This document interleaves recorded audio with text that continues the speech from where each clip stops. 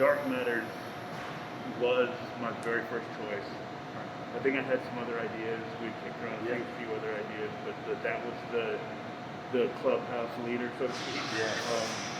And was real happy when everybody was on board. And when when I said, hey, this is what I think I want to call it, and everybody was just like, yeah, go for it. Like, and the art, I mean, I knew immediately, because it's weird how this all came together, because this was happening right as everybody was talking about Uncle Ben's rice and Aunt Jemima and black faces on products, and how it's so stereotypical. And then I have the opportunity to almost use it as a platform to talk about that kind of thing. Right. Like the notion that a product is going to be on a shelf with black faces and black bodies made by a black artist is, I mean, that opportunity to do that is mind blowing. I still can't believe that's happening.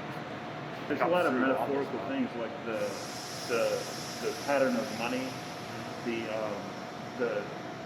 element of that black body is commerce. Just making a comment on that. And then I also think one of the things I love about it is that people are going to ask questions. People are going to look at this and go, "Wait, what's happening?" Right. And then chances are, what I hope is they're going to have a conversation with themselves, or within their friend group, and they're going to look at the box and look at the art and go, "Wonder what this is about." It sparks a conversation. Yeah, they're going to have a conversation about race. It's there's no way they're not. There's absolutely no way they're not. And that's what's great about it is that's going to be a conversation about race in our country that they never would have had if they hadn't seen it. Like, they wouldn't have just sat down and willingly talked about it, but there it is, so you almost have to. Now you've got a six-pack on the table, and everyone's got a beer. Just sit and talk. And then by beer 2 or 3, the honesty starts to come up. And that was, I think, one of my main goals was to just please make a beer good enough in response to make people want to keep drinking it.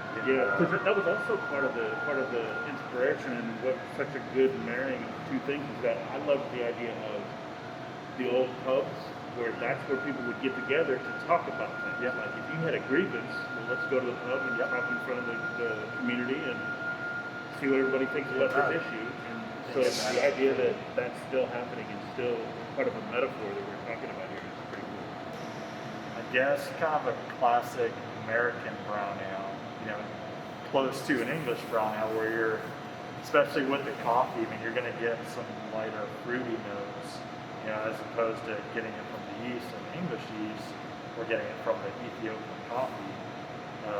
But it's also fairly malty and bready, not exactly super sweet, but a fuller bodied brown ale with some of the chocolate and the coffee dryness to it already.